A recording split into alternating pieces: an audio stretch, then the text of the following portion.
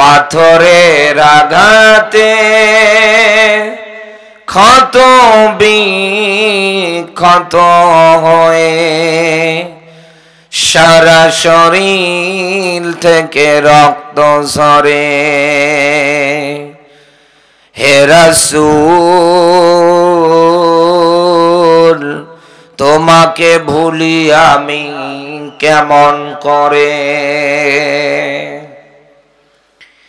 হেরার গুহায় তোমারি ধ্যান, আসমান থেকে নামে আল কোরআন।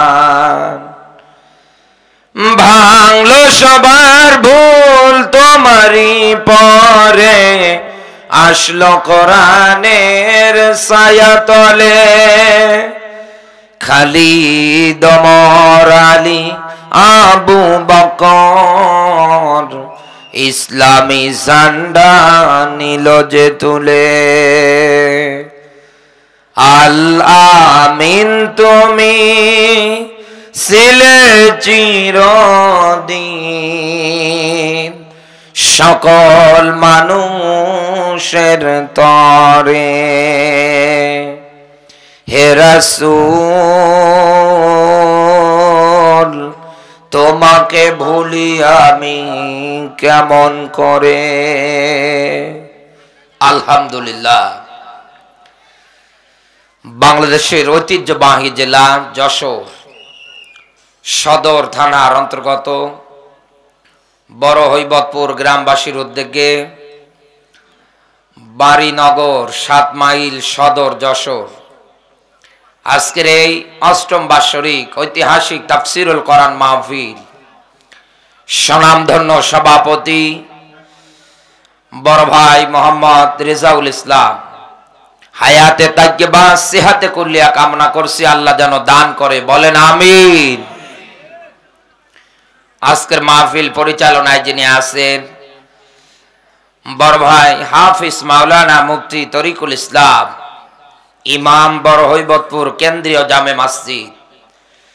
আমি ভাইয়ের জন্য দোয়া করছি, আল্লাহ পাক আমার প্রিয় ভাইটাকে যেন নেক হায়াত দান করে, বলেন আমিন। আমার আগে যিনি কথা বলেছেন শ্রদ্ধাভাজন বড় ভাই হাজিউল হারামাইন মাওলানা মোহাম্মদ আব্দুল হাই সিদ্দিকী যশোরী, শিক্ষক মিরাপুর ইসলামিয়া দাখিল মাদ্রাসা যশোর। আমরা দোয়া করি আল্লাহ পাক প্রিয় ভাইয়ের কণ্ঠটাকে তামাম বিশ্বময় যেন কবুল করে নেয়, বলেন আমিন। দল মত নির্বিশেষে প্রাণ প্রিয় যশোরবাসী আল্লাহর দরবারে নত শিরে শুকরিয়া আদায় করছি যে মহান মালিক হাজার হাজার মানুষের ভিতর থেকে বাছাই ছাঁটাই করে কোরআনে কারীম বলবার এবং শুনবার জন্য কবুল করেছেন। খুশি হয়ে সবাই উচ্চ আওয়াজে বলেন তো আলহামদুলিল্লাহ। কোরআনের অনুষ্ঠানে আমাদের কি কারো কোনো রাগ আছে, কারো মন খারাপ আছে, নাকি কোনো দ্বিধা দ্বন্দ্ব আছে? আমরা এই জায়গায় যারা সবাই এসেছি মনে একটাই আনন্দ কাজ করছে, রাসূলের হাদিস অনুসারে পৃথিবীতে কেউ যদি কোরআনের মাজলিসে 1টা ঘন্টা সময় দিতে পারে 60 থেকে 70 বছর বেঁচে থাকবার মতো নফল ইবাদতে সওয়াব আল্লাহ আমলনামায় দিয়ে দেয়। তো যেমন তেমন ইবাদতের সওয়াব না, যে ইবাদত আল্লাহর কাছে কবুল হয়েছে ওই রকম। আপনি দুনিয়ায় ইবাদত করছেন, কবুল হতেও পারে নাও পারে, একথা বলে না কেন? কারণ কত মানুষ ইবাদত কবুলের যেটা শর্ত ইসলাম জানাচ্ছে, আল্লাহর কোরআনে আল্লাহ যা ব্যাখ্যা দিচ্ছে হালালান তাইয়্যিবা, যে ইবাদত কবুলের অন্যতম একটা মাধ্যম সেটা হচ্ছে হালাল খাবার খাওয়া। আমরা অনেক মানুষ আছি সুদে টাকা ছেড়েছি, আসে তোলে খায় আর আল্লাহ আল্লাহ করে। ওনার ইবাদত কি হবে? ইবাদত কবুল করাতে গেলে আপনাকে আয়ের উৎসটা তথা আপনি যা ইনকাম করেন এটা আপনার হওয়া লাগবে হালাল। আজ ম্যাক্সিমাম মানুষগুলোর ইবাদত কবুল হয় না, দোয়া কবুল হয় না, এই কারণে কারণ অনেক মানুষের আজ ইনকাম সোর্স যেটা আছে আপনি তাকিয়ে দেখেন টেবিলের নিচ দিয়ে নেওয়া। আপনি এই কায়দায় ইবাদত জিন্দেগি করেন, পার করে দেন, কোনটাই আল্লাহ কবুল করবে না। এজন্য আমরা এসেছি কোরআন শোনার জন্য। কোরআনের অনুষ্ঠানে যারা আসে এনারা একটাও মরা মানুষ না, সব জ্যান্ত মানুষ, সবার জীবন আছে, একজনও মরা না। মরা নাকি? কোথাও কি দেখেছেন কোন মরা মানুষ গিয়ে কোরআন শুনছে?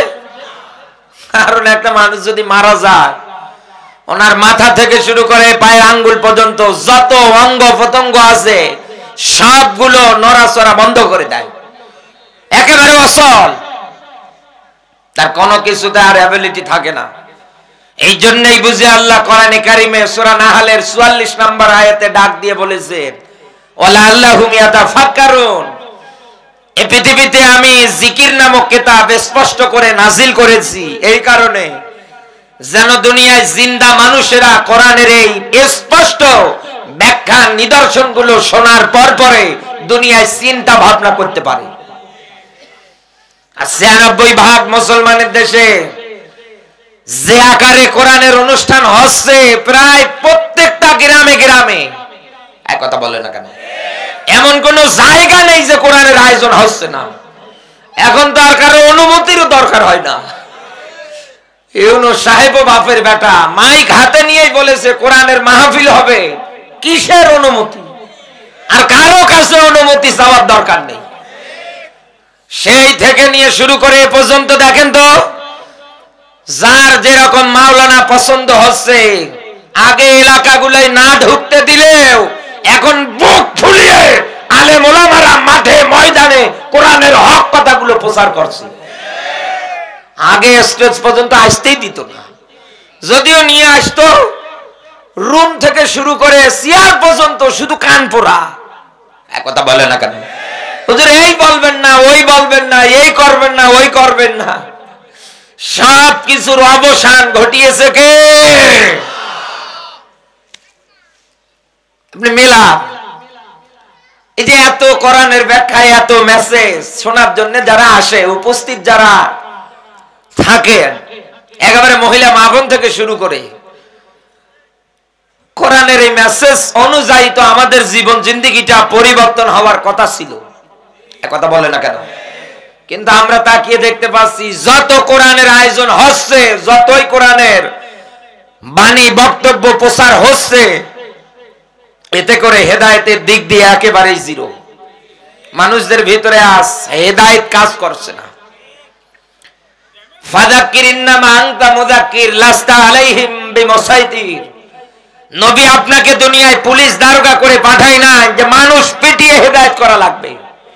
নবী আপনার দায়িত্ব শুধু প্রচার করা, বলা, দাওয়াত দেন। আপনি কারো হাত পা বেঁধে আপনি কোরআন শোনাতে নিয়ে আসবেন না। আপনার দায়িত্ব শুধু প্রচার করা, যে মানবে সে সফল কাম হবে, আর যে মানবে না আপনার দাওয়াত, আমি আল্লাহ মরণের পরে ওকে আগুনে জ্বালাবো। এ কথা কার? ইন্না জাহান্নামা কানাত মিরসাদা। জাহান্নাম একটা ফাঁদ, তাম দুনিয়ায় সেই ফাঁদ গুলো শয়তান পাতিয়ে রেখেছে। আজ যুব সমাজের দিকে তাকান, ১০০টা যুব সমাজের মধ্যে ৯৫টাই আজ নেশার কবলে। হাতে ইয়াবা ডলে, বাবা ডলে, গাঁজা ডলে, হিরোইন ডলে, ফেন্সির ডোল ঘর হয়ে বসে আছে। আয় কথা বলে, কত জায়গায় আপনি একাধারে এই বিষয়গুলো নিয়ে ব্যাখ্যা করেন। কোরআনের মাহফিলের উপস্থিতিতে বুড়ো মানুষ কম, যুবক বেশি, তারপরেও দেখেন কোনো পরিবর্তন লক্ষ্য করা যায় না। অথচ আল্লাহর কোরআন তো এসেছে এই দুনিয়ার মানুষগুলোকে হুদাল্লিন নাস, কোন গোষ্ঠী কোন জাতিকে আল্লাহ এক জায়গায় করে শুধু বোঝায় না যে কিতাব শুধু মুসলমানের জন্য, এরকমটা না। লিন্নাস, বালাগাত মান্তিকের কায়দা অনুসারে এই লাম শব্দ ব্যবহার হয় শুধু জিন্দা মানুষের জন্য। তার মানে আল্লাহর কোরআন এটাই মেসেজ দিতে চায়, যশোরবাসী, এই পৃথিবীর ময়দানে জিন্দা মানুষ যারা আছে তাদের জন্য এসেছে আল্লাহর পক্ষ থেকে একটা হুদা। হুদা মানে আল্লাহরই কোরআন। আপনারা যেহেতু লিখেছেন তাফসিরুল কোরআন মাহফিল, বাবে তাফইলের মাসদার, ঢাকনা দিয়ে কোন জিনিস ঢেকে দেয়া আছে, এটা জাতির মাঝে উন্মুক্ত করা লাগবে, আর আমরা সেইটাই করব। কে খুশি হবে, কে রাগ করবে, ওসবে দেখা যাবে না। কোরআনের আয়াতে যা আসবে সেটাই প্রচার হবে ইনশাআল্লাহ। তো কোরআন এসেছে জিন্দা মানুষগুলোকে বাঁচানোর জন্য। আল্লামা সৈয়দ রহমতুল্লাহ আলাই গবেষণা করে করে 55টার অধিক নাম ব্যাখ্যা করেছেন। এর ভিতরে আল্লাহ এই জায়গার মধ্যে হুদা দিয়েছেন, হুদা। এরপরে কোন জায়গায় দেখবেন ফুরকান, কোন জায়গায় দেখবেন শেফা, কোন জায়গায় দেখবেন নূর। বলেন না আল্লাহু আকবার। সব সমন্বয়ে একটা মাত্র কিতাবকে বোঝায়, তার নাম আল কোরআন। তার নাম কি? এসেছে দুনিয়ায় আপনাকে বাঁচাতে। কিন্তু আপনি তাকান তো, এদেশে কোন মরা মানুষের সামনে কোরআন প্রচার হয় না। জিন্দা যারা তাদের সামনে, তারপরেও আপনি তাকান, মসজিদের মেম্বার থেকে শুরু করে ওয়াজের মাঠ পর্যন্ত, ইয়া আইয়ুহাল্লাযীনা আমানু লা তাকুলুর রিবা, ও হে ইমানদার, দুনিয়ায় খবরদার চক্রবৃদ্ধি হারে সুদ খাবে না। কত মুসলমান আছে 5 ওয়াক্ত নামাজ পড়ে জম্মের খাওয়া খায়। আল্লাহ বলেন আত্তাকুল্লাহ, আমাকে ভয় করো। এই যে তাকওয়ার ব্যাখ্যা এই জায়গায়, আর খ ওয়ার ফা এই ভয়। তাকওয়ার ভয় মানে আল্লাহর নিষিদ্ধ ঘৃণিত কাজ আপনাকে দুনিয়ায় ঘৃণা করে ছেড়ে দিয়ে আসা লাগবে। এটা তো আপন মায়ের সঙ্গে জিনা করার মতো অপরাধ, আল্লাহ তার রাসূলের সঙ্গে যুদ্ধ জিহাদ ঘোষণা করার মতো অপরাধ। এক কথা বলে না কেন? মাথায় টুপি দিয়ে, মুখে দাড়ি নিয়ে, গায়ে পাঞ্জাবি দিয়ে আপনি একাধারে এই কাজ করে যাচ্ছেন। মসজিদে ইমাম সাহেব যদি কোন জুম্মায় এই ওয়াজ করে, শেষে বেচারা চাকরি ধরে টানাটানি। চিন্তা করে দেখেন তো,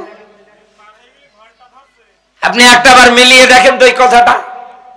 কু আনফুসাকুম ওয়া আহলিকুম নার, আল্লাহ বলেন ইমানদার নিজে জাহান্নামের আগুন থেকে বাঁচো, অধীনস্থ যারা আছে এদেরকে বাঁচাও। অধীনস্থ বলতে কি শুধু পরিবারের লোক? আপনি তো আমার ভাই, আপনি আমার মুসলমান একজন ভাই। আমি কোরআন হাদিসের বাস্তব দৃষ্টি দিয়ে দেখতে পাচ্ছি, দুনিয়ায় যদি আপনি আল্লাহর নিষিদ্ধ ঘৃণিত কাজটার সঙ্গে জড়িত থাকেন, রাসূলের হাদিস কিলাহুমা ফিন নার, দুনিয়ায় যারা সুদ দেয়, যারা নেয়, যারা লিপিবদ্ধ করে, যারা সাক্ষী থাকে, সব কটাই যাবে জাহান্নামে। এখানে আলেম নেই, এই হাদিস সম্পর্কে জিজ্ঞাসা করে দেখেন।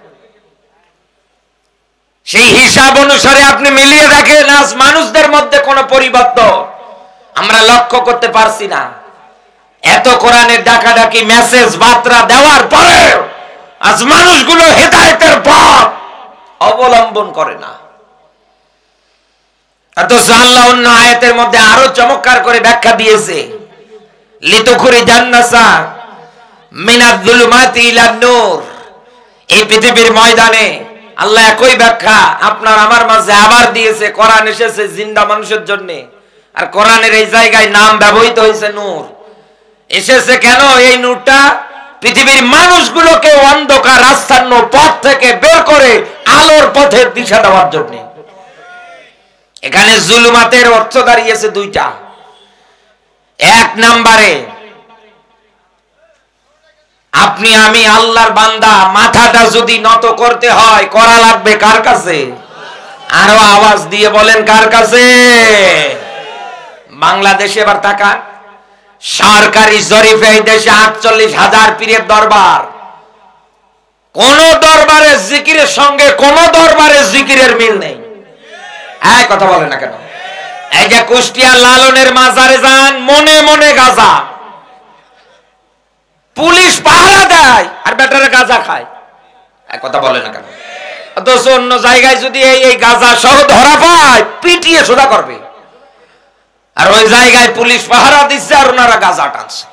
বলছে সিদ্ধি। সরকারি জরিপে এরকম কত আছে? 48,000। আপনি ওই জায়গাগুলোতে একদিন গিয়ে একটু দেখেন, কোন একটা জায়গায় দেখবেন মানুষ লক্ষ লক্ষ টাকা নিয়ে যাচ্ছে, ওই জায়গাগুলোতে যাওয়ার পর পরে টাকার বান্ডিল গুলো সব দিয়ে দিচ্ছে। আচ্ছা বলেন তো, টাকা কি মরা মানুষের প্রয়োজন না জিন্দা মানুষের? আরো আসতে বলেন। মরিয়ে যাচ্ছে, ও জায়গায় টাকা দিয়ে একটু চিকিৎসা করানোর মতো অ্যাবিলিটি ওনার হয় না। কেউ একটু সাহায্যের জন্য হাত পাতলে 10টা টাকা বের হয় না, আর বেটা মাজারে গিয়ে লক্ষ টাকার বাল্ডিং ছুঁড়ে মারছে। টাকা কোনোদিন মরা মানুষের প্রয়োজন হয় না, প্রয়োজন হয় দুনিয়ায় যারা জিন্দা তাদের। আপনি তাকান ওই জায়গাগুলোতে, ম্যাক্সিমাম মানুষগুলো যাওয়ার পর পরে তারা মাজারের মধ্যে সেজদা দেয়। এখানে কোন আলেম কোনদিন বলতে পারবে না যে মাজারে সেজদা দেওয়া জায়েজ আছে। বলতে পারবে? বলতে পারবে? কারণ আল্লাহর স্পষ্ট আয়াত, ওয়াসজুদ ওয়াক্তারিব, আমার নিকটবর্তী কেউ যদি হতে চায় ও যেন আমি আল্লাহকে সেজদা দেয়। কারণ পৃথিবীতে মানুষদেরকে আল্লাহ শুধুমাত্র বানিয়েছেন মাথাটা নত যেন তার কাছে হয়, এই জন্য। আপনি আল্লাহকে আর সেজদা দেন না? আপনাকে মসজিদে মাইকিং করে খুঁজে পাওয়া যায় না, আপনি গিয়ে মাজারে সেজদা দেন। সূরা নিসা 48 এবং 116 নম্বর আয়াতে আল্লাহ রাব্বুল আলামিন স্পষ্ট ভাবে ব্যাখ্যা দিয়েছে। আল্লাহ বলেন, দুনিয়ায় যারা শিরকের মতো গুনাহ করে ফেলে, এই গুনাহ আল্লাহ মাফ করে না। এটা বাদ দিয়ে অন্যান্য গুনাহ আল্লাহ ইচ্ছা করলে মাফ করে দেয়। সূরা মাইদার 72 নম্বর আয়াতে গিয়ে আল্লাহ আরো চমৎকার ব্যাখ্যা দিয়েছে। দুনিয়ায় যারা আল্লাহর সঙ্গে শিরিক করে, আল্লাহর সমকক্ষ অংশীদার সাব্যস্ত কাউকে যদি দাঁড় করায়, আল্লাহর ব্যাখ্যা, আমার আল্লাহ তার জন্য তার বানানো জান্নাতটা হারাম করে দিয়েছে। আল্লাহ যদি জান্নাত হারাম করে দেয়, জীবনের অপরাধ যদি মাফ না করে, আপনি ওই বাবার পা ধরে বসে থাকলে হবে? বাবার কি হবে বাবাই তো জানে না। নবীরা যেখানে বলবে ইয়া নাফসি ইয়া নাফসি, আমার কি হবে আমার কি হবে, কিয়ামতে কেউ কারো বোঝা বহন করবে না। আর আপনাকে ভুলভাল বোঝাচ্ছে আমি জাহাজ নিয়ে বের হব, আমার জাহাজে উঠবার জান্নাতে চলে যাবা। কিয়ামতে ওই পানির গুষ্টি পাবে না মানুষ, ঘামের মধ্যে হাবুডুবু খাবে, জবান দিয়ে একটাই উচ্চারণ হবে ইয়া নাফসি ইয়া নাফসি, আমার কি হবে আমার কি হবে। পিপাসায় কাতর হয়ে মানুষ ডাক দিয়ে বলবে পানি পানি পানি। মহিলাদের পেট চিরে বাচ্চা পর্যন্ত বের হয়ে আসবে। আর উনি ওই জায়গার মধ্যে বোঝাচ্ছে ওনার মুরিদদের, যা কোনো চিন্তা নেই, দরকার পড়লে আমার বাবা যান জাহাজ নিয়ে যাবে। মাঝে মাঝে ভণ্ডরা আবার কত চমৎকার করে ব্যাখ্যা করে, এনাদের কণ্ঠগুলো হয় গো একেবারে বাম্পার কণ্ঠ। এক কথা বলে না কেন? এজন্য তো রাসূল জানিয়েছেন শেষ জামানার ভিতরে উলামায়ে সু বের হবে, বাতিল আলেম, খারাপ আমের। তাদের ভিতরে আপনি কয়েকটা গুণ লক্ষ্য করে দেখবেন। এক, তাদের কথাগুলো হবে চিনির চাইতেও মিষ্টি। এমন ভাবে কথা বলছে মনে হয় মুক্ত ঝরছে। 2 নম্বরে রাসূল জানিয়েছেন ওদের পোশাকগুলো হবে আমি নবী মুহাম্মদ রাসূলুল্লাহ সাল্লাল্লাহু আলাইহি ওয়াসাল্লামের মতো। 3 নম্বরে রাসূল জানিয়েছেন ওদের অন্তরটা হবে বাঘের চাইতেও হিংসুটে। এমনকি ওদের এমন এমন কাজ কারবার হবে যা শয়তানকে পর্যন্ত হার মানাবে। এই কথা বলে,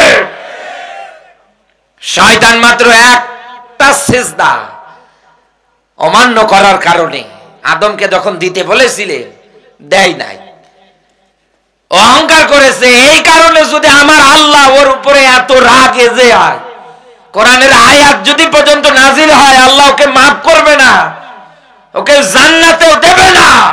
আজ যারা শয়তানের অনুসরণ করে, দুনিয়ায় যারা মাজার নিয়ে পেট পূজা করে, আল্লাহ আপনাকেও মাফ করবে না। কারণ এটা আল্লাহর হক, আপনি নষ্ট করছেন। চিন্তা ভাবনা করে মেলান। পৃথিবীতে মানুষ ব্যতীত অন্যান্য যত সৃষ্টি আছে, তারা যখন খাবার খেতে ধরে, যশোরবাসী আপনি তাকিয়ে দেখবেন তারা খাবারের কাছে মাথাটা নত করে দেয়। এক কথা বলে না কেন? এই যে পানি দিয়েছে এখানে, মাম পানি, আমি যদি খাই, প্রথমে হাত দিয়ে বোতলের এই ঢাকনা যেটা আছে এটা খুলবো, এরপরে আমি আস্তে করে এই বোতলটা মুখে লাগিয়ে নেব, নিয়ে খেয়ে ফেলবো। আমার কপাল, আমার মস্তক কিন্তু উঁচু আছে। এক কথা বলে না কেন? এটা একটা মুরগির ক্ষেত্রে দেখান, একটা পাত্রে পানি দেন, ও ঠোঁট দিলে ওর মাথা নত হবে। একটা গরুকে পানি খাওয়ান, দেখেন, একটা ছাগলকে খাওয়ান, দেখেন। তার মানে আল্লাহ এটাই বুঝিয়েছে, দুনিয়ায় যারা আমার বান্দা, এদের মাথাটা, এদের মস্তকটা নত হবে একমাত্র আমার কাছে। আজ আপনি সেটা আল্লাহকে না দিয়ে অন্য জায়গায় দিয়ে দেন। এই জন্যই তো কোরআন জিন্দা মানুষদের মাঝে এটাই ব্যাখ্যা দিতে চায়। এই পৃথিবীর ময়দানে যত শিরিক বেদাতের যত আস্থানা আছে, যত জায়গা আছে, সবগুলো মানুষ যেন গুড়িয়ে উড়িয়ে দেয়, একটাও যেন এই দুনিয়ায় না রাখে। কিন্তু আজ আপনি তাকিয়ে দেখেন, আয়াতের ব্যাখ্যা করতে গেলে কত মৌলবীর আবার রাগ 360 ডিগ্রি পার করে ফেলছে। এই যে এখান থেকে বেশি দূরে না, লাউজানি না কি যেন নাম আছে, এদিকে আছে না, আছে না এদিকে, এই যে 12 বাজারের পরে ওই যে ভিতর দিক দিয়ে। আমি তখন নতুন নতুন ওয়াজ করি, আমার এক ভাই দাওয়াত দিয়ে নিয়ে এসেছে ওই জায়গায়। আমি এই পয়েন্ট নিয়ে কথা বলতে গিয়ে শিরিক আর বেদাতের কথা বলেছি। তো ওই জায়গায় একজন চেয়ারম্যান ছিল, উনি আবার 8রশির মুরিদ, ট্রাক দিয়ে গরু দিত। আমি উঠেই বলে ফেলেছি, বাংলাদেশে এমনও দরবার পীর দাবি করে, দাড়িও নেই, মোছও নেই, মানুষ ওই জায়গায় ট্রাকে ট্রাকে গরু দেয়। উনি পাশে বসে আছে, লাফ দিয়ে দাঁড়িয়েছে। তো ভাব দেখছি তো ভালো না, ডাক দিয়ে বলছে, ভাই চিন্তা নেই, আপনি ওয়াজ করেন, আমি আমার মতো কথা বলে যাচ্ছি। কিছুক্ষণ পর কমিটির লোক এসে বলছে, ভাই পালান। পালাবো মানে? বলছে উনি লোক পাঠিয়েছে মোটরসাইকেলে, আপনারা যদি এই জায়গায় এখন আমরা সেভ না করতে পারি, কোন একটা জায়গায় যদি নিয়ে যেতে না পারি, তাহলে আপনার অবস্থা 12টা বাজাবে। কেন? বলে আপনি ওই যে বলেছেন যে 8রশির পীর এমন, দাড়িও নেই, মোছও নেই। শেষে আমি হুজুর পালাবো কোন দিকে, রাস্তা খুঁজে পাই না। শীতের রাত, থরথর করে কাঁপছি আমি। একবার চিন্তা করে দেখেন তো, আমি কিন্তু ওনার বাঁচাতে চেয়েছি। এক কথা বলে না কেন? আমার মূল মেসেজ এটাই। দ্বিতীয় নাম্বারে, ইন্নাল্লাহা ইয়া'মুরু বিল আদলি ওয়াল ইহসান। আল্লাহ বলেছেন, দুনিয়ায় আমি আদেশ দিচ্ছি, ইয়া'মুরু, আমরের সিগা। দুনিয়ায় আদল যদি করতে হয়, সমঝোতা যদি করতে হয়, এই দুনিয়ার ময়দানে অপরাধ যেই করুক না কেন তাকে শাস্তি পেতেই হবে। অপরাধ যেই করুক না কেন, সে নিজের দলের লোক হোক, নিজের ভাই হোক, নিজের রক্তীয় সম্পর্কীয় যেই হোক না কেন, তাকে দুনিয়ায় শাস্তি পাওয়াই লাগবে। তার মানে আল্লাহর কোরআন এসেছে এই দুনিয়ার ময়দানে ইনসাফ বিরোধী যত কাজ আছে সবগুলো গোড়া থেকে উকড়িয়ে ফেলার জন্য। ফাহকুম বাইনান নাস বিল হক। এই দুনিয়ার ময়দানে নবী দাউদের প্রতি আল্লাহর যেমন বার্তা ছিল, ওহী ছিল, নবী আপনি বিচার করতে গেলে ন্যায় বিচার করবেন। কিয়ামতের আগ পর্যন্ত সবার প্রতি এটাই বার্তা, কেউ যদি বিচার করতে চায়, ও যেন দুনিয়ার ময়দানে ন্যায় বিচার কায়েম করে। আর এই ন্যায় বিচার একটা মাত্র কিতাব দিয়ে কায়েম করা সম্ভব, তার নাম রাসূল। এই জন্য জানিয়েছে, মান ক্বালা বিহি সাদাকা। দুনিয়ায় যারা কোরআন দিয়ে কথা বলে, এরাই কেবল সত্য কথা বলে। এরপর পরে রাসূলের হাদিসের বাণী, দুনিয়ায় যারা কোরআন দিয়ে বিচার করে, এরাই কেবল ন্যায় বিচার করতে পারে। এই ৫৬,০০০ বর্গ মাইলের দেশে মোসপাকা মুজিবরের সংগঠন দিয়ে এতদিনে যারা বিচার করেছে, আপনি তাকিয়ে দেখেন, তাদের বিচারের ক্ষেত্রে 50 বছরের শ্রেষ্ঠতম একজন কোরআনের পাখীকে তারা মিথ্যা মামলা দিয়ে 14 বছর জেল খাটিয়ে দুনিয়া থেকে বিদায় করেছে।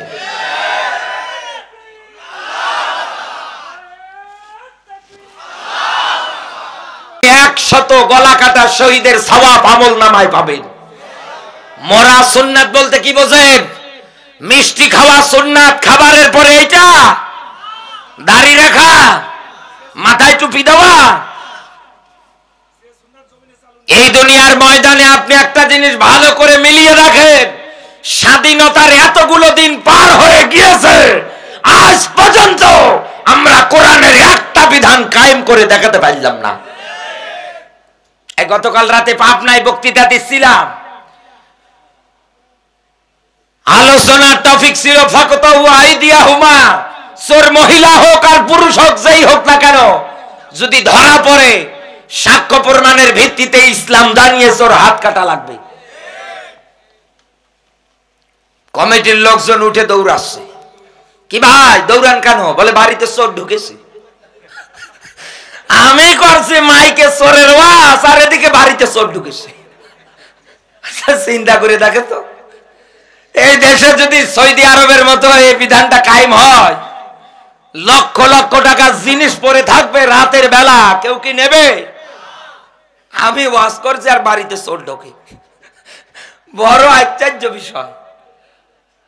এই জন্য আমি আপনাকে এখান থেকে এটাই মেসেজ দিয়ে যেতে চাচ্ছি, মরা সুন্নাত বলতে রসুল যেটা বুঝিয়েছেন সেটাই হচ্ছে কোরআনের শাসন।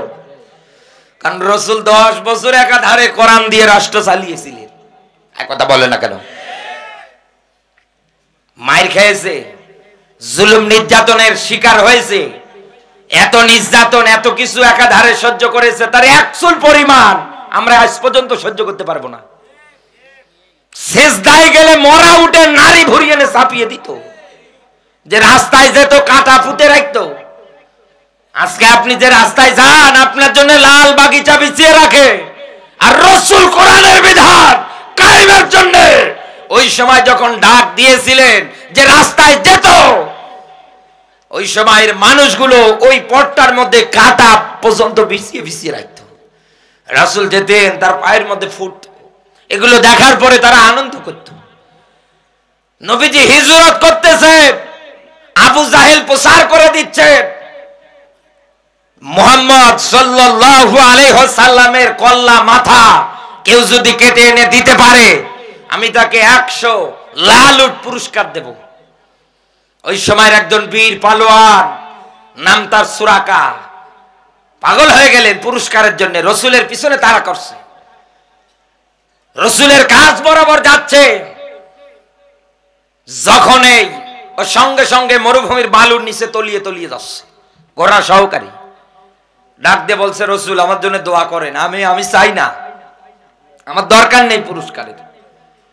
রসুল দোয়া করে তো আবার উপরে ওঠে, আবার মনের মধ্যে ওর আকাঙ্ক্ষা জাগে, 100 লাল উট কেমনে ছাড়বো, আবার পিছনে তাড়া করে, আবার তলিয়ে যায়। এরকম করতে করতে শেষ পর্যায়ে ও যখন মাটিতেই তলিয়ে যাচ্ছিলেন, রসুলের কাছে কাকুতি মিনতি স্বরে ডাক দিয়ে বলছেন, আপনি দোয়া করেন, আমি আর আপনার পিছনে আসবো না। রসুল দোয়া করেছেন, আল্লাহ আবার উপরে উঠিয়ে দিয়েছেন।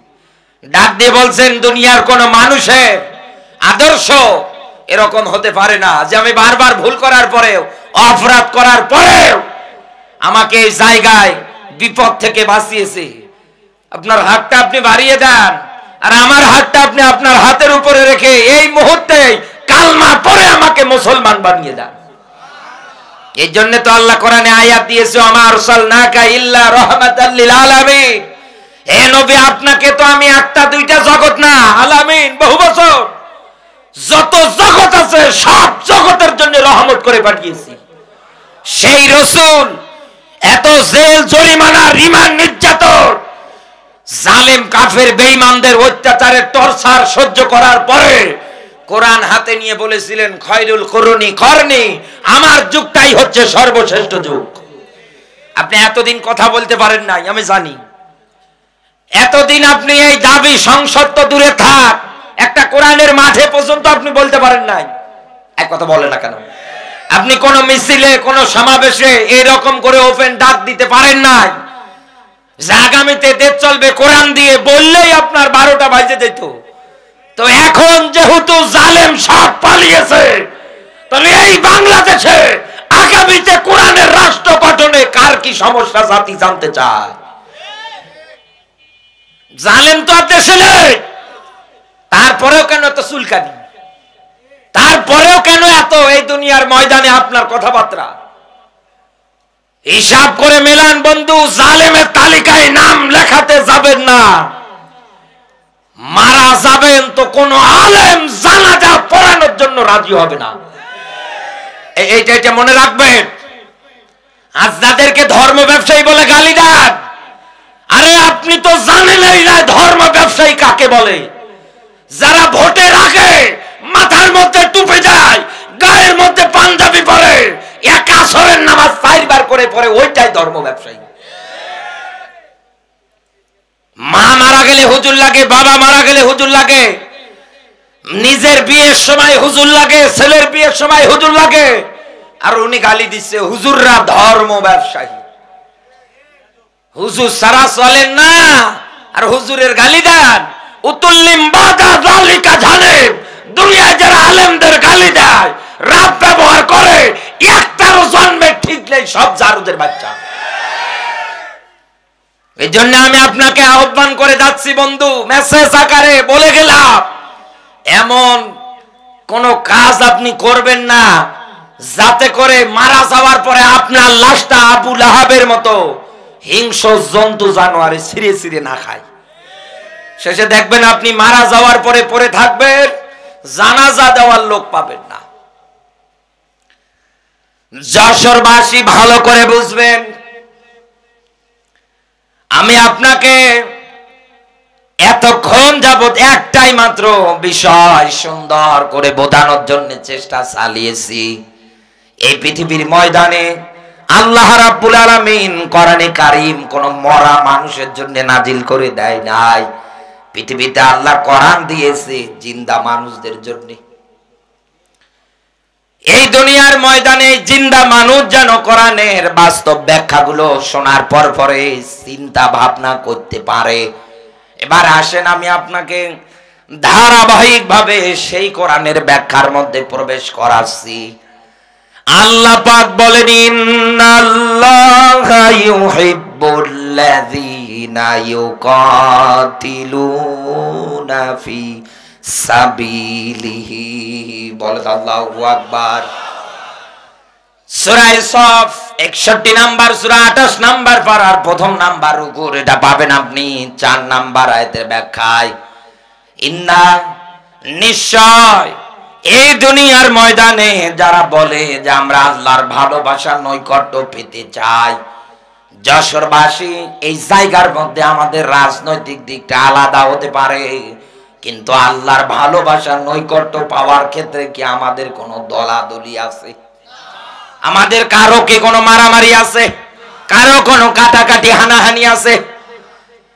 এই বাংলাদেশে 16-17 বছরে যারা আয়না ঘর বানিয়েছে, যারা আলেমদের বিনা কারণে জেলখানায় আটকিয়ে 71-এর মানবতা বিরোধী অপরাধী বানিয়ে দুনিয়ার থেকে ফাঁসির দড়িতে একটার পর একটা দুনিয়ার থেকে বিদায় করে দিয়েছে, এই দেশে যারা আয়না ঘর বানিয়ে ব্যারিস্টার আরমান আজমির মতো নিষ্পাপ মানুষদের 8 বছর গোপন কারাগারের মধ্যে যারা আটকিয়ে রেখেছে, আপনি তাকিয়ে দেখেছেন এতদিনে ওনারা যখন টকশো বা যে কোনো অনুষ্ঠানে টিভি প্রোগ্রামে সামনে চলে আসতো, ওরা প্রায় বলতো আমরা হজ করি, ওমরা করি, যাকাত দেই।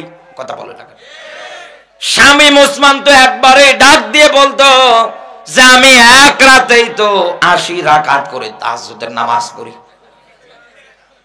বেচারা এখন সৌদি আরবে না কোন জায়গায়, কোথায়, ইন্ডিয়া না, দুবাই বা মালয়েশিয়ায়, যে কোনো জায়গার মধ্যে অবস্থান করতেছে। আপনি তাকান, ফেসবুকের মধ্যে ওর ছবি ভাইরাল হয়েছে এমন কায়দায়, সাদা রুমাল, আর ওই সৌদি শেখ যারা আছে মাথার মধ্যে সুন্দর করে করে এরকম পেছানো পেছানো কালো কালো কি যেন ওটা দেয়, দিয়েও এত সুন্দর করে একটা ছবি আপলোড করেছে, মনে হয় চেহারার দিকে তাকালে জান্নাত থেকে পালিয়ে এসেছে।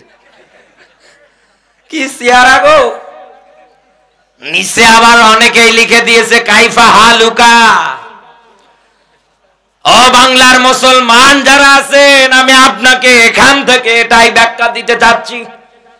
এই বাংলাদেশে এতদিন এইরকম স্বৈরাচারের হাত ধরে ধরে যারা মানুষদের উপরে নির্যাতন করেছে, এতদিনে যারা আলেমদেরকে কারাগারের মধ্যে আটকিয়েছে, বিনা কারণে মিথ্যা মামলা দিয়ে 16 বছর 14 বছর এমনকি 17 বছর পর্যন্ত লুৎফুজ্জামান বাবরকে আটকিয়ে পর্যন্ত ওরা রেখেছিল। কথা বলে না কেন? এই যে হিসাব করে মেলান, এনারা যখন টিভির যে কোনো চ্যানেলে প্রোগ্রামে টক শোতে আসতো, ওনারা কিন্তু জবান দিয়ে বলতো আমরা হজ করি, ওমরা করি, যাকাত দেই, দান করি, সাদকা করি, এই করি। এই জন্যই তো আপনি মিলিয়ে দেখেছেন মানুষ যখন বঙ্গভবন ঘেরাও করে ফেলেছিল, ওই জায়গা থেকে যায় নামাজ পর্যন্ত মানুষ পেয়েছে। একথা বলে না কেন? তার মানে এরা নামাজও পড়তো। অতীতের ইতিহাসে কাফের যারা আছে তাদের ব্যাখ্যা যেমন এসেছে, নবী আপনি কাফের যারা আছে তাদের কাছে গিয়ে জিজ্ঞাসা করবেন আসমান কে বানিয়েছে, জমিন কে বানিয়েছে, তথা সবগুলোর মালিক কে। নবী একবারই তাদের জবান থেকে আপনি উত্তর পাবেন আল্লাহ। কে বানিয়েছে? তাহলে এই হিসাব অনুসারে মেলান, ভালোবাসা নৈকট্য পাওয়ার ক্ষেত্রে এরা মানুষ মারে, বিনা কারণে জেলখানায় বন্দী করে, আলেমদের নামে মিথ্যা মামলা দেয়, হাতিস জেলে নিয়ে গিয়ে উলঙ্গ পর্যন্ত করে, রাজনৈতিক প্রতিহিংসার কারণে কত নেতাদেরকে জেলখানায় পর্যন্ত আটকিয়ে রাখলো। তাদের মূল সামারাইজ এত কিছু করার পরেও মিলিয়ে দেখেন তারা দুনিয়ায় জবান দিয়ে বলে আমার আল্লাহ যেন আমারে ভালোবাসে। এইটাই তো আমি আপনার ভাই বোঝাতে চাই এই জায়গার মধ্যে। কারণ আল্লাহর ভালোবাসা পাওয়ার ক্ষেত্রে আমাদের কোনো দলাদলি, আমাদের কোনো কাটাকাটি, আমাদের কোনো মারামারি হানাহানি কিচ্ছু নেই। দুনিয়া আমরা রাজনৈতিক পেশাটা আলাদা হতে পারে, কিন্তু আল্লাহর ভালোবাসা পাওয়ার ক্ষেত্রে কি ধনী, কি গরিব, কি ফকির, কি মিসকিন, কি ইয়াতীম, একেবারে সর্বোচ্চ পর্যায় পর্যন্ত সবার দাবি একটাই, আল্লাহ আমি তোমাকে ভালোবাসি। আল্লাহ যদি কাউকে ভালোবাসে, আমার আল্লাহ ফেরেশতা মণ্ডলী যারা আছে তাদের মাঝে এলান করে দেয়, ফেরেশতারা আমি আমার এই বান্দাকে ভালোবাসি, তোমরাও ভালোবাসো, আমি ভালোবাসবো, তোমরা ভালোবাসবে। এতটুকুনে তো বান্দার হক আদায় হয় না। আমার যত সৃষ্টিকুল আছে সবাইকে বলে দাও তারাও যেন আমার এই বান্দারে ভালোবাসে। কিন্তু এই দুনিয়ায় আল্লাহ কোরআনে কারিমের মধ্যে ভালোবাসা পাওয়ার ক্ষেত্রে যে মেসেজ, যে বার্তাটা দিয়েছে, সেই হিসাব তালাশ করলে কোরআনের আয়াত অনুযায়ী জীবনে আপনি এবার খুঁজে দেখেন কত মানুষ আল্লাহর এই ভালোবাসা থেকে ছিটকে দূরে সরে আছে। আল্লাহ বলেন উদখুলু ফিস সিলমি কাফা, এই দুনিয়ার ময়দানে ইসলাম যদি মানতে হয়, ইসলামে যদি আসতে হয়, পরিপূর্ণভাবে আসা লাগবে। কথা বলে না কেন? এ হুকুম কার? এ অর্ডার কার? এখন তো প্রচন্ড ঠান্ডা প্রায় জেলাগুলোর মধ্যে, আপনাদের এলাকার মধ্যেও ঠান্ডা। আপনি বাড়ি যাবেন আলোচনা শেষে, মোনাজাত যখন শেষ হয়ে যাবে আপনি বাড়ি যাবেন, যাওয়ার পর পরে আপনি তাকাবেন আপনার স্ত্রী আপনার বেড, আপনার বিছানা, শোয়ার জন্য যে জায়গার মধ্যে ব্যবস্থা করেছে, তাকিয়ে দেখবেন চার কোণায় এইরকম একটা কম্বল, নতুবা এইরকম একটা লেপ, নতুবা এইরকম একটা কাঁথা, যেটাকে বলা হয় আমার এলাকার ভাষা অনুসারে সুন্দর করে আপনার জন্য বিছানার মধ্যে বিছিয়ে রেখেছে। এখন আপনি বাড়ি চলে গেছেন, যাওয়ার পর পরে তাকিয়ে দেখছেন এই যে কাঁথা, এই যে কম্বল, এই যে লেপ, চিন্তা ভাবনা করছেন আমি শুধু হাঁটু অবধি পর্যন্ত লেপ কম্বলের ভিতরে প্রবেশ করে বসিয়ে থাকবো, আমার এই হাঁটু থেকে পায়ের গোড়ালি পর্যন্ত ভিতরে থাকবে, আর বাদ বাকি যা আছে সব বাইরে থাকবে কম্বলের লেপের কাতার। আপনার মনের মধ্যে চিন্তা যে এতটুকুন থেকে যদি আমার এতটুকুন গরম হয়ে যায়, তথা হাঁটু থেকে শুরু করে পায়ের গোড়ালি পর্যন্ত এতটুকুন যদি গরম হয়ে যায়, এই গরম আবহাওয়া বের হওয়ার পর পরে মাথা অবধি পর্যন্ত গরম হয়ে যাবে। আসলে কি আপনার এই চিন্তা ভাবনার বাস্তবে কি তাই হবে? আরো জোরে বলেন, সম্ভব না।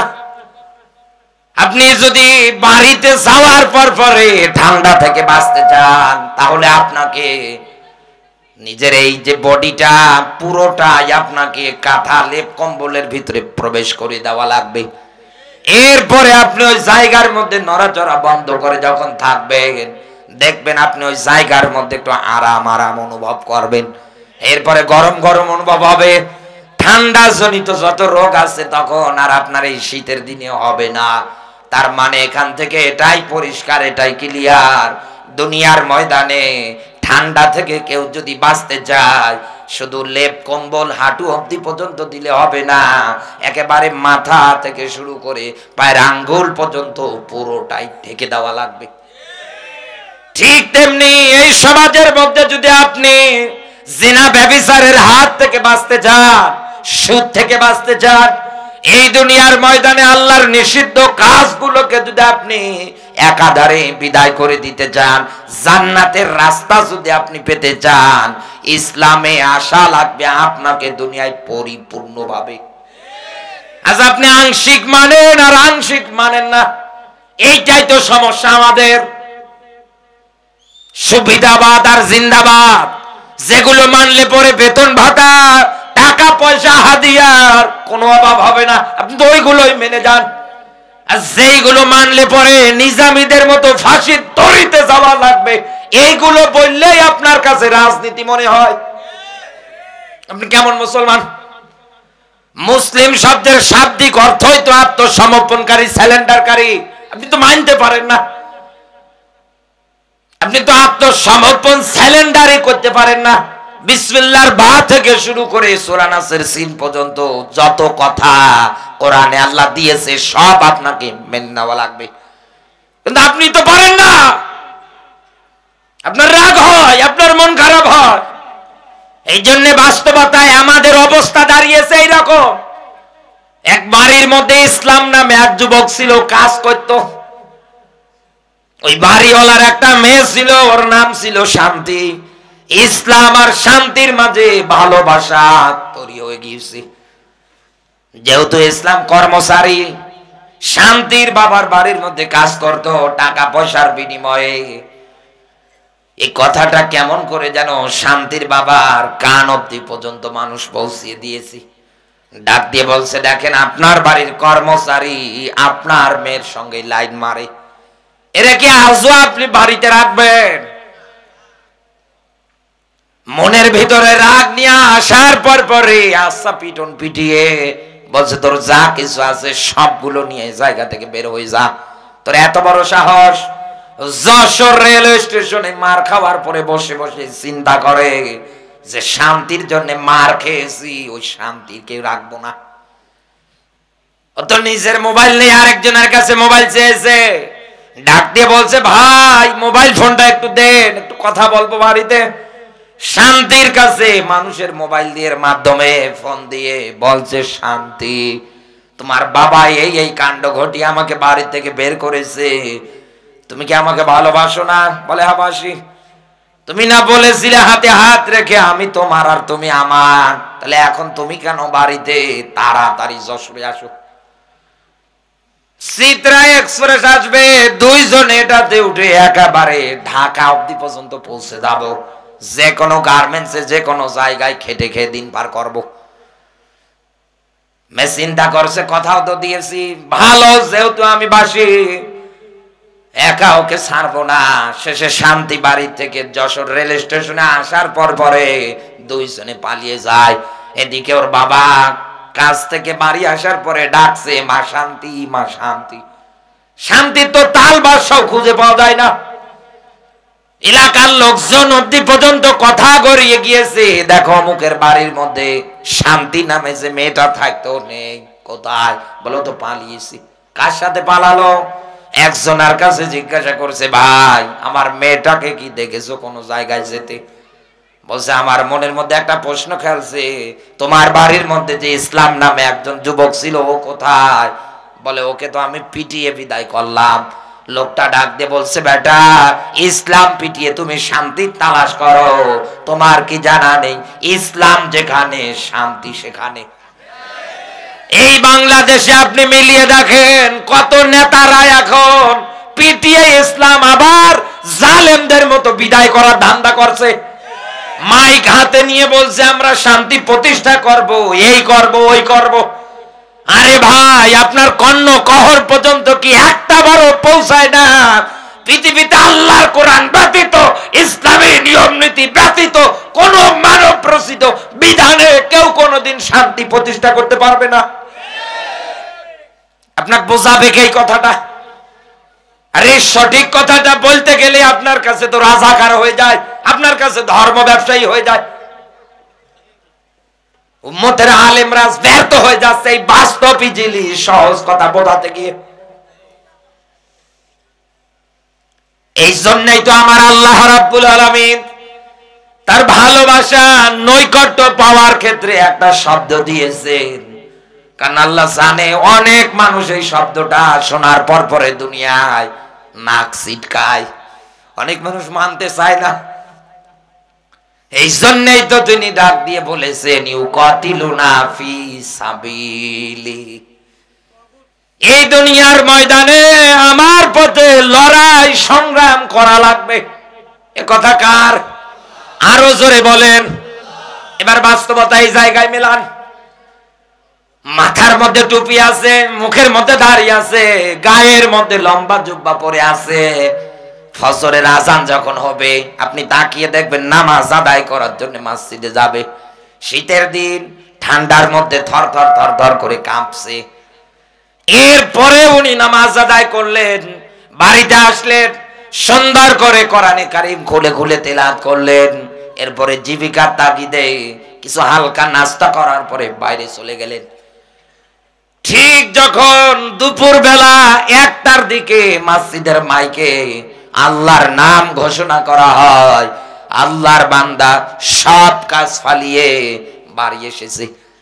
হাতে মাত্র 1.5 ঘন্টা সময়, আল্লাহর বান্দার হাতে মাত্র আধা ঘন্টা সময়। আধা ঘন্টা সময়ের মধ্যে গোসল করেছে, সুন্দর সুগন্ধি ব্যবহার করে আবার মসজিদের মধ্যে গিয়েছে জোহরের নামাজ আদায় করার জন্য। এরপর পরে বিকেল বেলা আসরের আজান হয়, আসরের নামাজ আদায় করার জন্য যাচ্ছে। এরপরে মাগরিবে, এরপরে এশায়। আপনি তাকিয়ে দেখেন এই রকম করে একাধারে চলতেইছে। এই লোকটার কাছে গিয়ে আপনি জিজ্ঞাসা করবেন, ভাই আপনি আজান হওয়া মাত্র ওই কাজ কারবার যা কিছু আছে সব কিছু ফালিয়ে কেন নামাজের দিকে যান? উনি একবারে ডাক দিয়ে বলবে, আমার আল্লাহ এটা আমার উপরে ফরজ করে দিয়েছে। এই যে রমজান মাস আসবে আর 1 মাস পরে আমাদের মাঝে 16-17 ঘন্টা আমরা না খেয়ে একাধারে পার করে দেব। ও যশোরের মুসলমানেরা, জিজ্ঞাসা যদি করা হয় আপনাকে কেন আপনি 16-17 ঘন্টা না খেয়ে পার করেন, বলবেন আল্লাহ এটা আমার উপরে ফরজ করেছে। আপনি সম্পদশালী মানুষ, আপনার টাকা পয়সাগুলো আপনি গরিব অসহায় মানুষ যারা আছে তাদের কাছে আপনি বিলিয়ে দিচ্ছেন। এবার আপনাকে যখন জিজ্ঞাসা করা হবে আপনি বলবেন যাকাত বিধান আল্লাহ আমার উপরে ফরজ করেছি। এরপরে আপনি হজ করার মতো অ্যাবিলিটি রাখেন, জীবনে একবার কাবা ঘর জিয়ারত করা ফরজ, আপনি এইটা আদায় করলে ফেললেন। তাহলে এই লোকটার কাছে নামাজ পড়া যেমন ফরজ, রোজা রাখা যেমন ফরজ, হজ করা যেমন ফরজ, যাকাত দেওয়া যেমন ফরজ, আল্লাহর ভালোবাসা নৈকট্য পাওয়ার ক্ষেত্রে এই দুনিয়ার ময়দানে আল্লাহর পথে লড়াই সংগ্রাম আন্দোলন জিহাদ করাও ফরজ। আপনি কথা বলেন, সঙ্গে সঙ্গে আপনাকে ডাক দিয়ে বলবে মৌলবীরা বেশি বোঝে। এক কথা বলে না কেন? এই তো রাজনীতি শুরু করে। অথচ আল্লাহর কোরআন আমি হাতে নিয়ে বলছি, কোরআনের আয়াত আমার চোখের সামনে নাড়া দিচ্ছে। আল্লাযীনা আমানু ইউকাতিলুনা ফি সাবিলিল্লাহ, আল্লাযী অতঃপর যারা এই দুনিয়ার ময়দানে বলে আমানু আমরা ঈমান এনেছি, আল্লাহ বলেন ওর দায়িত্ব ওর কর্তব্য এই দুনিয়ায় ও লড়াই করে সংগ্রাম করে কার পথে? আরো জোরে বলেন। এখন হয়তো অনেক মানুষের মনের মধ্যে প্রশ্ন খেলবে, ইমানদার যারা আছে তারা কেন আল্লাহর পথে লড়াই করবে? আমি আবার বলছি আপনাকে, এক দুনিয়ার ময়দানে আল্লাহর ভালোবাসা পেতে চাইলে লড়াই সংগ্রাম হবে কার রাস্তায়? আরো জোরে বলেন। এটা করতে গেলে দুইটা জিনিসের দরকার, জান আর মাল। এখন আপনার প্রশ্ন, আমি কেন করব? যে আল্লাহ এটা ফরজ করেছে তাই। এবার মনের মধ্যে ঘটকা লাগতে পারে, আল্লাহ এত বড় একটা বিষয় নামাজ রোজার মতো আমার উপরে ফরজ করে দিল, অথচ আমি এতদিন জানলামই না, অথচ আমি এতদিন এইটার জন্য কোনো দিন কোনো জায়গার মধ্যে একটু চেষ্টা পর্যন্ত করলাম না।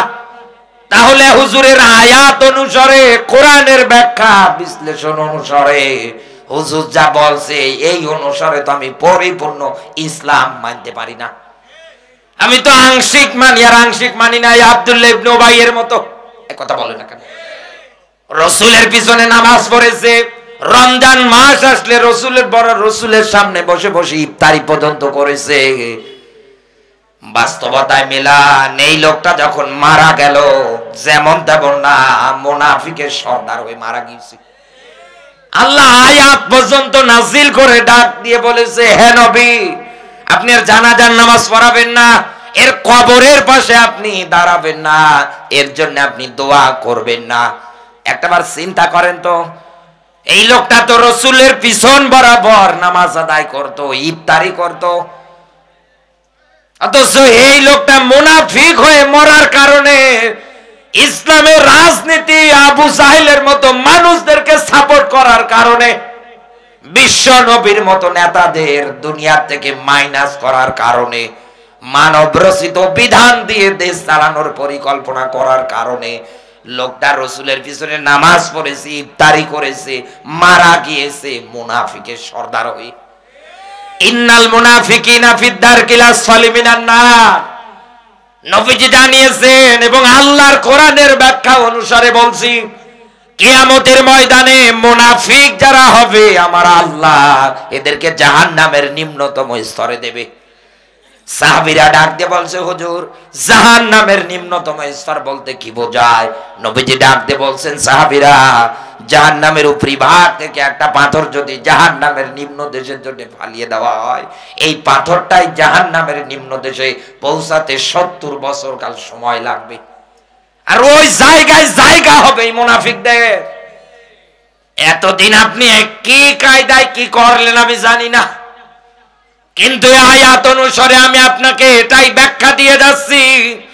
জবান দিয়ে যদি আপনি বলেন আমি ইমানদার, এই আয়াত অনুসারে বলছি, দুনিয়ায় আপনাকে আল্লাহর রাস্তায় জিহাদ করা লাগবে, দুনিয়ায় লড়াই সংগ্রাম আপনাকে করা লাগবে। আপনি যদি না করেন তাহলে আব্দুল্লাহ ইবনে উবাই ওজা আপনিও তা, আমি মনে করব আপনি ওর খালাতো ভাই নতুবা ভাইরা ভাই। কোরআনের আয়াত দেখেন সূরা তাওবার 80-84, নবীজি পর্যন্ত জানাজার নামাজের জন্য জুব্বা খুলতে যাচ্ছেন, ওর গায়ের মধ্যে কাফনের কাপড় হিসাবে দেবে, তাই এটার ওসিয়ত ছিল। ওর ছেলে আব্দুল্লাহ এসে তখন বলেছিল রসুলকে, ওমারের মতো বীর সৈনিক ওই সময়ে রসুলের এই জুব্বা খোলা দেখার পরে দৌড় দিয়ে এসে টেনে ধরেছে, ডাক দিয়ে বলছে, হুজুর কার জন্য আপনি জামা দেন? আপনার কি একটা বারের মধ্যেও মনে হয় না অহুদের ময়দানে যেই দিন আমরা যুদ্ধে যাচ্ছিলাম এই বেটা এসে তো 300 সাহাবী নিয়ে পলায়ন করেছিল, আর আজকে আপনি এর জন্য জামা দেন? খবরদার, আপনি এর জন্য জুব্বা দেবেন না, এর জন্য জামা দেবেন না। হিসাব মেলান তো, নবীজি ওই সময় ডাক দিয়ে বলেছিলেন, ওমর জুব্বাটা ছেড়ে দাও, আমার আল্লাহ এখনো নিষেধাজ্ঞা আমারে দেয় নাই। সঙ্গে সঙ্গে সূরা তাওবার 80-84 দুইটা আয়াত নিয়ে হাজির জিবরিল। রসুলের জন্য যদি আব্দুল্লাহ ইবনে উবাইয়ের জানাজার নামাজে যাওয়া নিষেধাজ্ঞা হয়, রসুল যদি দোয়া করার ক্ষেত্রে আল্লাহ কবুল না করে, গায়ের কাপড় দিতে যদি আল্লাহ নিষেধাজ্ঞা দেয়, কবরের পাশে দাঁড়ানোটা পর্যন্ত